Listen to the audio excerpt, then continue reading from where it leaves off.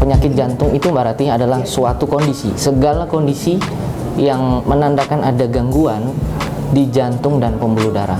Kalau kita bicara jantung, berarti kita bicara salah satu organ di dalam perut kan.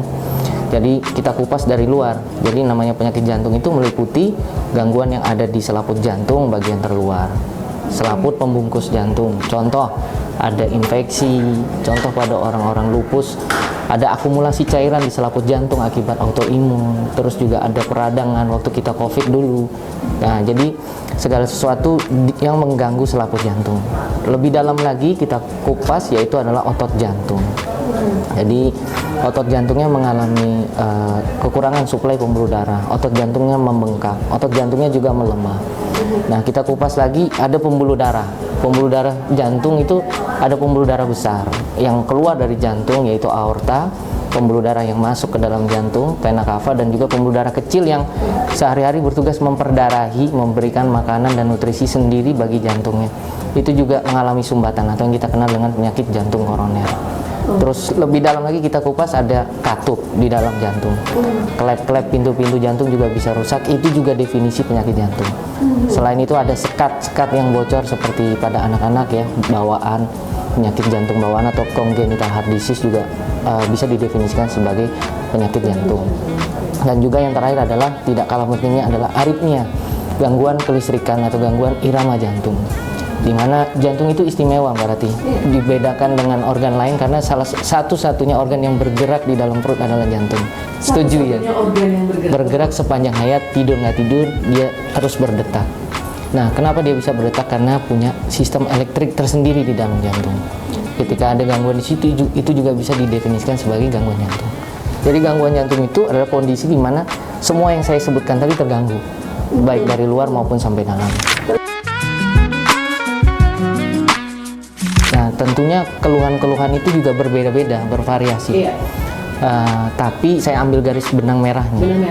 Jadi biar masyarakat tahu bahwa ketika mengalami gejala-gejala khas yang saya sebutkan ini, maka masyarakat perlu aware. Jangan-jangan saya sakit jantung kali ya. Nah, seperti itu. Gejala-gejala itu apa yang perlu kita aware? Yaitu pertama adalah nyeri dada atau chest pain. Jadi nyeri dada kiri. Terus seperti dada berat, dada nggak enak, dada panas, dan tembus ke punggung belakang. Kadang-kadang juga menjalar ke lengan kiri dan juga rasa seperti tercekik di leher dan rasa nyeri di rahang ya. Jadi nyeri dada dengan polanya seperti tadi, ada sesak nafas, ada berdebar, ada badan lemas sampai pingsan, ada kedua kaki bengkak, terus ada juga berdebar yang kencang dan penurunan kesadaran seperti itu. Itu ditentukan dari seberapa lama pasien itu menjalani faktor risiko. Jadi faktor risiko itu adalah suatu kebiasaan, suatu lifestyle atau suatu kondisi di mana kita menjalaninya tiap hari dan yang kita jalani itu ternyata menyebabkan penyakit jantung. Jadi faktor risiko. Jadi mortalitas atau angka kesakitan dan kematian penyakit-penyakit jantung itu variasinya banyak, tapi memang derajat beratnya tergantung dari berapa lama faktor risiko dijalani, terus seberapa cepat, seberapa dini pasien itu datang ke kami. Jadi gini, penyakit jantung tuh sering dikaitkan dengan masyarakat tuh, oh kalau meninggal tiba-tiba itu sakit jantung. Ya ada benarnya, tapi kan harus objektif kita periksa pasiennya kan. Kalau meninggal mendadak di rumah dan lain sebagainya, memang sifatnya mendadak. Tapi yang membuat dia mendadak itu tidak mendadak sebenarnya. Akumulasi dari kebiasaan hidup yang sudah lama. Hanya saja tidak dirasa karena diabaikan tadi. Yes, di ujung story-nya aja yang mendadak. Tapi yang diakumulasikan ke dalam dirinya itu yang ditambah dari sehari demi hari, merokok, gula darah tinggi. Ya itu kan tidak mendadak, ya kan seperti itu. Kecuali saya sepakat seperti gangguan irama jantung itu juga memang hal yang lain ya. Jadi memang bisa mendadak. Tiba-tiba orang berdebar kencang, denyut jantung yang normalnya 100 menjadi 200, langsung masuk ICU, nggak bisa kita tolong. Itu juga memang jalur yang mendadak yang nggak sepenuhnya akibat dari lifestyle yang salah juga gitu.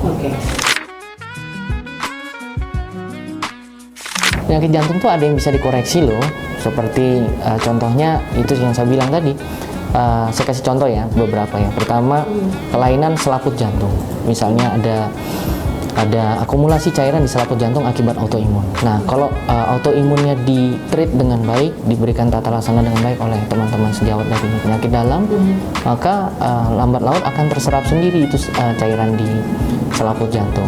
Kalau perlu evakuasi, kita bantu dengan evakuasi atau namanya mengambil cairan di selaput jantung tersebut. Itu bisa kok terkoreksi, terkontrol.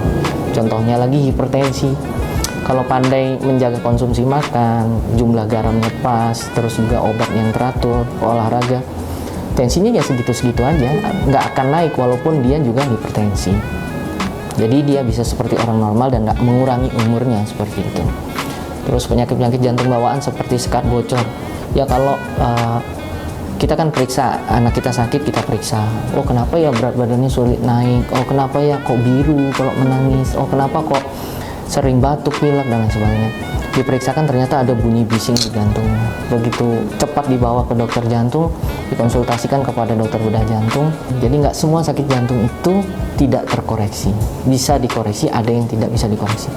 Kalau yang nggak bisa dikoreksi, sepakat. Seperti orang gagal jantung, koroner yang berat, gangguan irama yang berat, tidak bisa. Itu hanya bisa dikontrol. Seperti itu. Jadi terkontrol atau tidak terkontrol.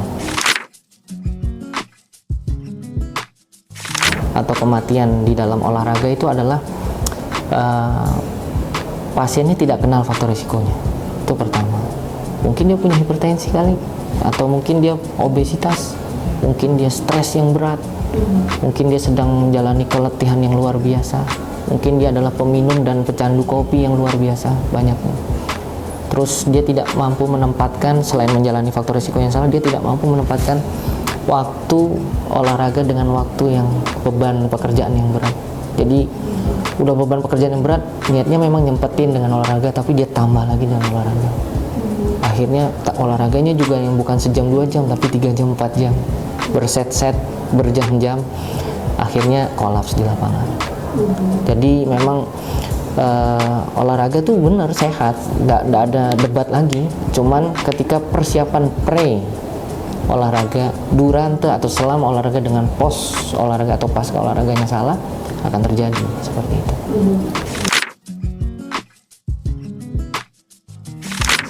BHD. Jadi BHD, bantuan hidup dasar, itu adalah kunci untuk menyelamatkan nyawa seseorang. Ketika terjadi, contoh ada orang tergeletak di depan kita, kalau kita mampu melakukan BHD, mungkin saja kita bisa nolong dia loh. Dan kenyataannya banyak kok yang ketolong dengan BHD. Walaupun banyak juga yang tidak respon dengan BHD yang kita kerjakan. Tapi masalahnya BHD itu tidak benar, masih belum benar. Bahwa Samarinda itu punya 119. Gratis. Telepon, akan datang bantuan. Telepon ke pusat dulu, biasanya kita dihubungkan ke pusat, ditanya alamat, kejadian di mana, nanti dibalikkan ke pasukan yang terdekat. Jadi dia arahkan ke rumah sakit terdekat untuk dilakukan pertolongan.